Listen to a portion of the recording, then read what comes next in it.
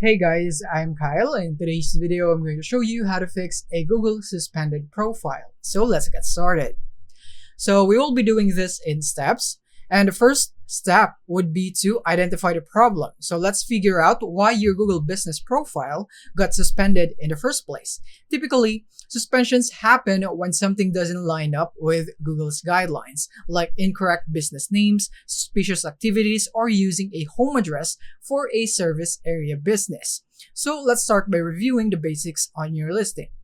So first, double check your business name, address, phone number, website, and business category. Make sure that your name isn't stuffed with keywords like best locksmith near me. Instead, make sure that it matches your registered business name exactly.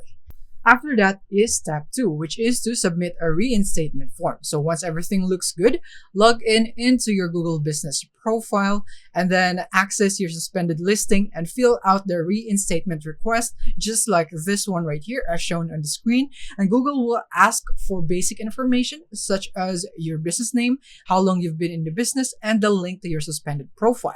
You'll also need to provide supporting documentation to prove that your business is legitimate.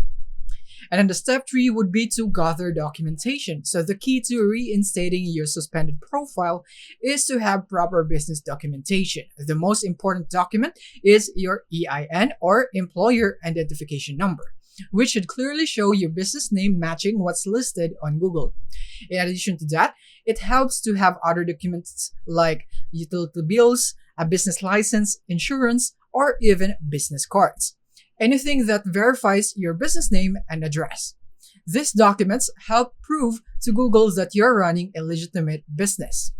And step 4 would be to avoid the common mistakes. So now a lot of businesses get suspended because their business name on Google doesn't match the one on their legal documents. Avoid using keywords or phrases that are not part of your actual registered name.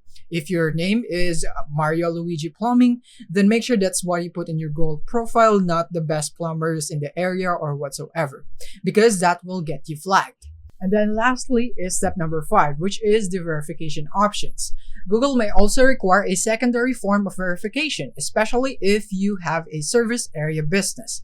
You may get asked for a video verification where you need to show your office or equipment. Or they might use an automated call or email to verify your business info.